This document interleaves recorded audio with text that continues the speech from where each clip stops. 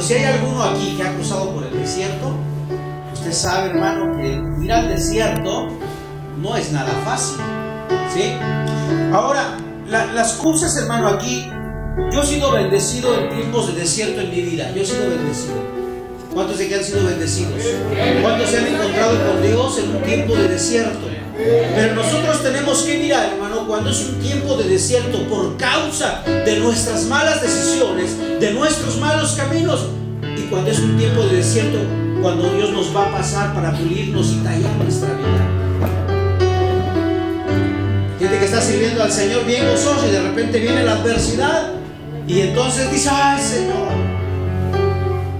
Y voltean para allá, para Guanajuato, y dicen: la vida ya no vale nada. Me ha alejado el Señor. Pero no debemos de confundirnos.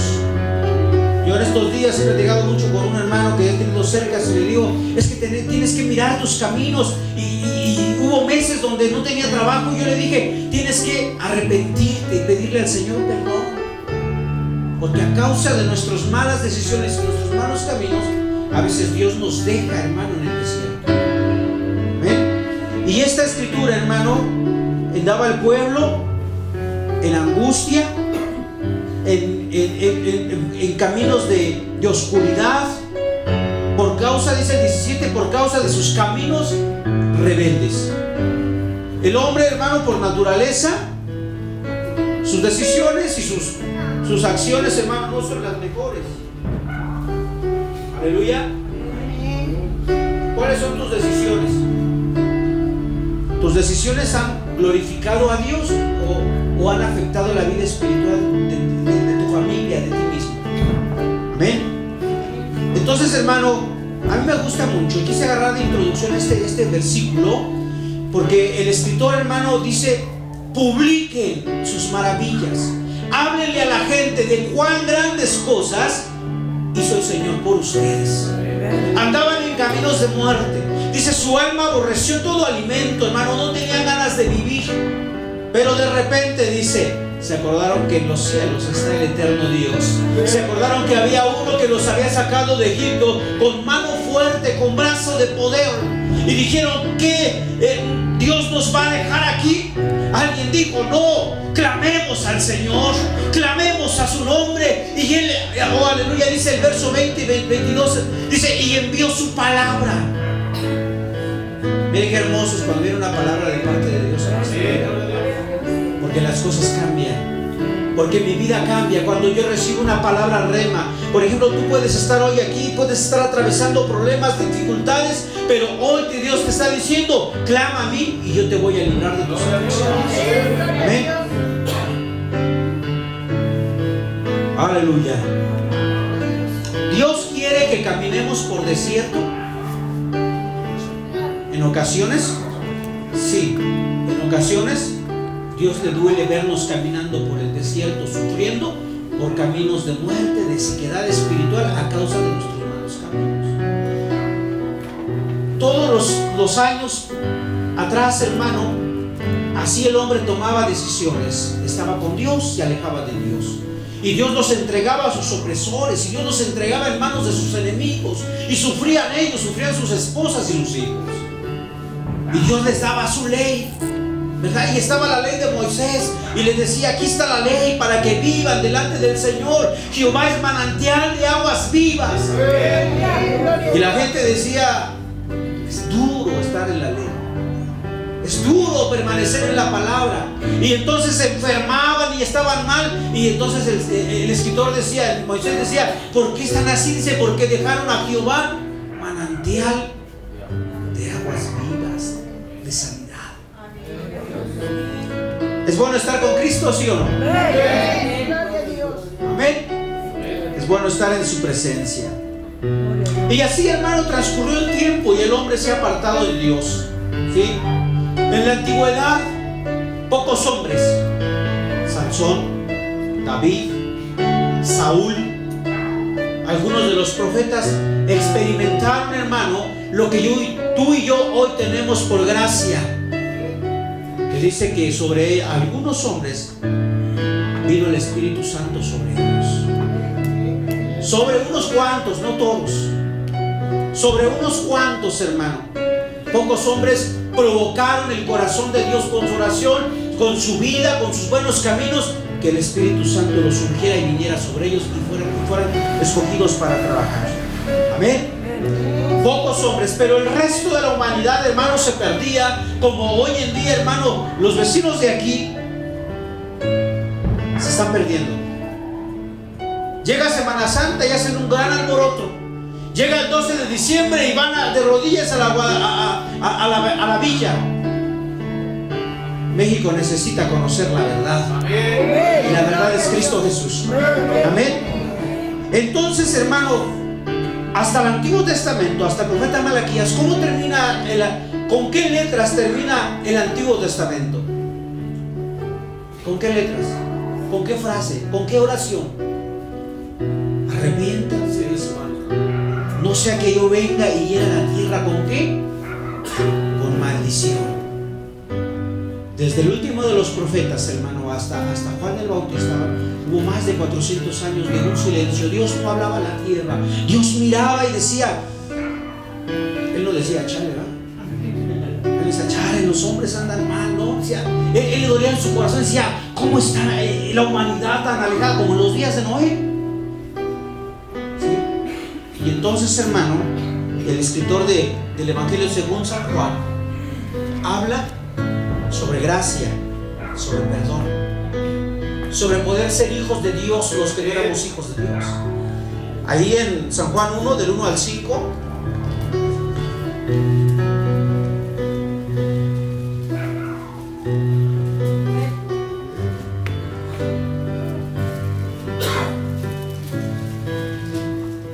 recuerde que el tema es la palabra viva. Y el Salmo 107 dice que cuando ellos clamaron, Dios envió ¿qué? Su palabra. Amén. Verso 1. En el principio existía el verbo, y el verbo estaba con Dios, y el verbo era Dios. ¿Y qué es el verbo? La palabra. La palabra de Dios es el verbo. Pero ese verbo, hermano, dice la Escritura que el verbo estaba con Dios y el verbo era Dios. En Él estaba el principio con Dios. Todas las cosas por Él fueron hechas, por medio de Él, y sin Él nada de lo que ha sido hecho fuere hecho. En Él estaba la vida, y la vida era la luz, y la vida era la luz de los hombres. La luz brilla en las tinieblas, y las tinieblas no le comprendieron. Fíjense que el Señor, hermano, el escritor de Juan, habla sobre aquel verbo, sobre Dios mismo, para redimir a la humanidad. Mire, el sacrificio de Jesús, todos miramos, ay, Jesús murió por nosotros, pero su propósito de Jesús venir a la tierra era salvar a los pecadores. Amén. Y aquí dice, en el principio, ahí estaba el verbo, o sea, la palabra, hermano, viva, que fue en el desierto, envió su palabra y lo sanó. Ahora la palabra viva, el verbo, se encarnó en la persona de Jesús, se hizo hombre, habitó entre los hombres. Dice el escritor, vimos su gloria. Pero las tinieblas, pero la gente no amó más las tinieblas que a la luz. Aquí dice el verso 14, y aquel verbo se hizo carne. La palabra, lo que estaba aquí adentro de Dios, en el corazón de Dios, el amor de Dios se manifestó, y Jesús vino a la tierra y se hizo carne. La palabra de Dios se encarnó en la persona de Jesús y nos mostró el amor de Dios. Porque San Juan 3:16 dice, de tal manera amó Dios a ¿quién? Que dio. No solamente nos amó, sino que dio a su Hijo. ¿Cuántos aman a Dios? ¿Cuántos le dan su tiempo a Dios? ¿Cuántos le dan su casa?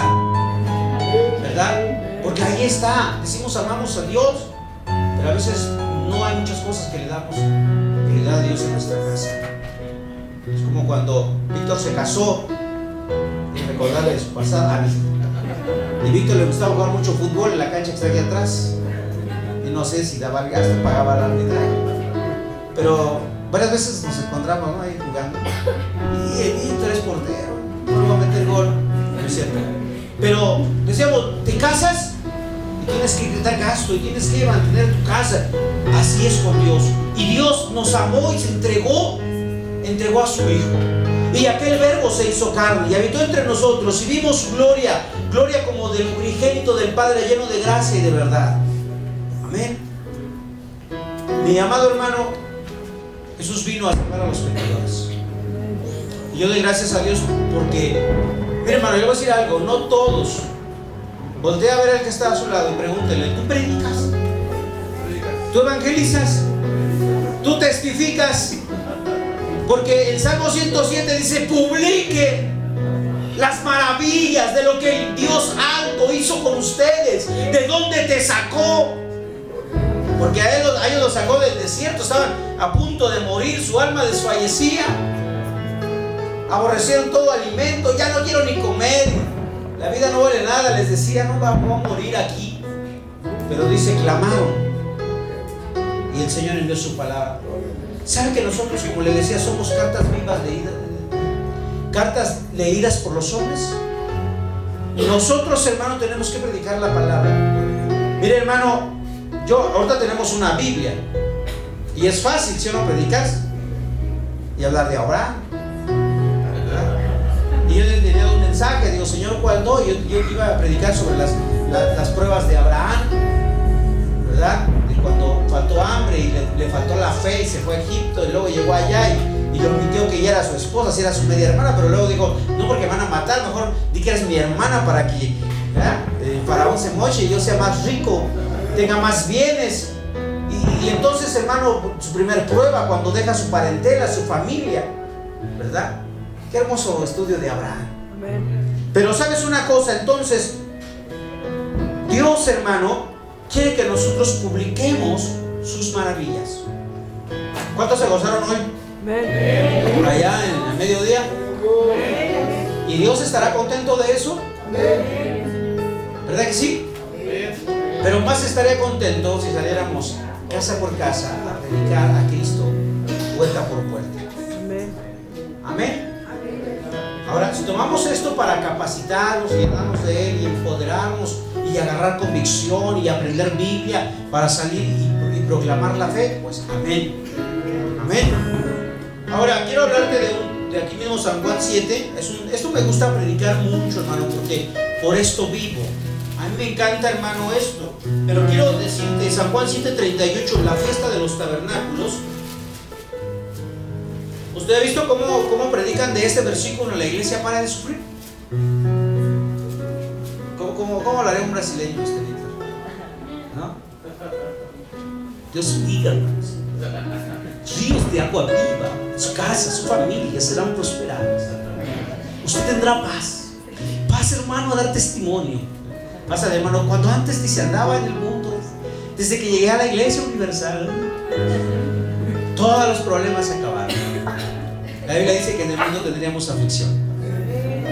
O sea, las broncas, hermano, no van a parar. La economía, las enfermedades, no. Pero Cristo ya está con nosotros. Y muchos han agarrado este tema para hablar así. Pero dice aquí, 7:37, el último día y el gran día de la fiesta, Jesús, puesto en pie, exclamó en alta voz, diciendo, mire, exclamó, hermano, Jesús, hermano, ¿cómo predicaba? A voz de cuello, que hubiera tenido unas JBL, una electroacústica ahí con su audio, ¿no? Jesús, hermano, no tenía nada de eso, y se paró, hermano, en medio de una multitud, en la fiesta hermano, de los tabernáculos, y dice que aprovechó el momento, la ocasión de ver tanta gente que había subido a Jerusalén. Y sabes, ellos los veían gozosos, sus ofrendas. La gente decía, wow, qué alegre te ves, vienes a ofrecer sacrificio a Jehová. Pero Jesús los miraba con corazones sedientos. Jesús los miraba con problemas internos, problemas de matrimonio, de familia. Y Jesús dijo, si alguno viene a mí y tiene sed, venga. Qué hermoso, ¿no? El que cree en mí, ahora está hablando del que cree en mí, como dice la Escritura, de lo más profundo de su ser brotarán ríos de agua viva. Mira, pongamos mucha atención a esto, porque el mismo escritor nos dice a qué se refiere esta palabra. Y esta palabra se refiere al 39. Pero esto decía del Espíritu, que los que habían creído en él habían de recibir, porque el Espíritu Santo no había sido enviado, pues Jesús no había sido glorificado. Entonces algunos de la multitud, cuando oyeron estas palabras, decían: verdaderamente este es profeta. Otros decían: este es el Cristo. Pero otros decían: ¿acaso el Cristo ha de venir de Galilea? Cuando viene el Espíritu Santo, según el libro de Hechos, Jesús les dice: recibiréis virtud, poder. Alguna versión lo traduce como dinamita. Amén. ¿Y qué hace la dinamita, hermano? Por eso decían de estos dos discípulos: ¿quiénes son estos que han venido acá a trastornar esta ciudad entera? Mire, hermano, estos dos predicadores, los llamados Boanerges del libro de Hechos, dicen que dos muchachos, dos hombres que le creyeron a Dios, dijeron: vámonos a las ciudades a predicar a Cristo. Y la traducción dice que ocasionaban tumultos, hermano. ¿Ha visto los problemas de que están ocasionando los maestros? Dichosos maestros, ¿verdad? Queriendo pedir paz con violencia. Las marchas que hacen, todos, las han visto. Bueno, ahorita ya no son agresivos, ¿no? Pero antes, ¿no?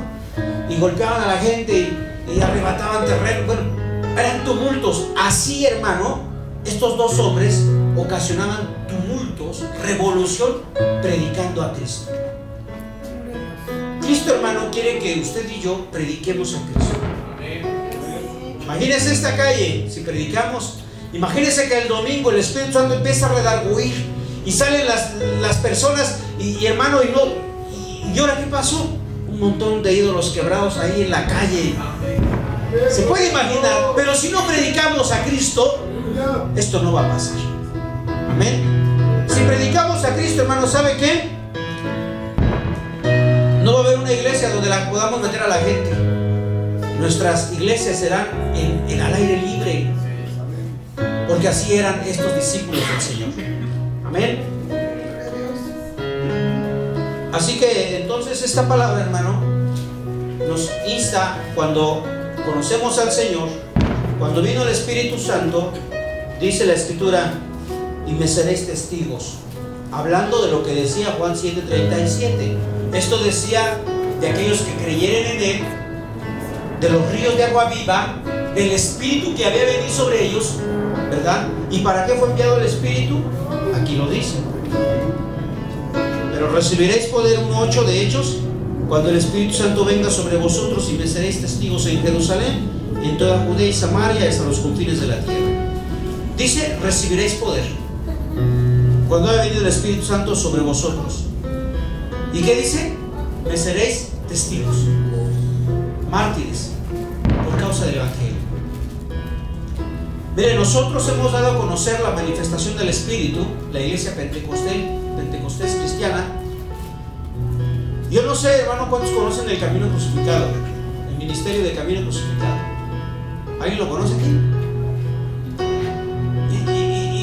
Y han dado a conocer que cuando viene el Espíritu Santo a la congregación es, ¿verdad? ¿Se los ha visto, hermano? Y es azotarte, y es, o sea, eso es una reacción que nosotros tenemos cuando viene el Señor, cuando viene su Espíritu Santo. Pero esa es una reacción que nosotros tenemos ante su presencia. Pero el Espíritu Santo fue enviado para darnos convicción. Diga conmigo: convicción de lo que hemos creído. Y ese poder, hermano, nos lleva a las calles a predicar su palabra. El Espíritu Santo, hermano, no vino para que solamente dances o sientas como toques eléctricos, ¿verdad? Y bueno, es bueno eso, pero no nomás es para eso. El Espíritu Santo vino para impulsarte allá afuera, para predicar su palabra. Amén. Y cuando esto vino en el capítulo 2 de Hechos, dice que vino un estruendo y todos empezaron a hablar en otras lenguas. Capítulo 2. Amén. Después, hermano, ya en el verso 14 del 2, entonces Pedro, poniéndose en pie con los 11, alzó la voz y les declaró: varones judíos, todos los que vivís en Jerusalén, sea esto notorio y conocimiento, y prestad atención a mis palabras, porque estos no están borrachos. O sea, vamos a ver, ¿hay manifestaciones? Sí, Hay experiencias, sí. Hubo una presencia tan fuerte que ocasionó cosas, hermano, preciosas, sí. Pero esto no queda ahí. No podemos encerrarnos a que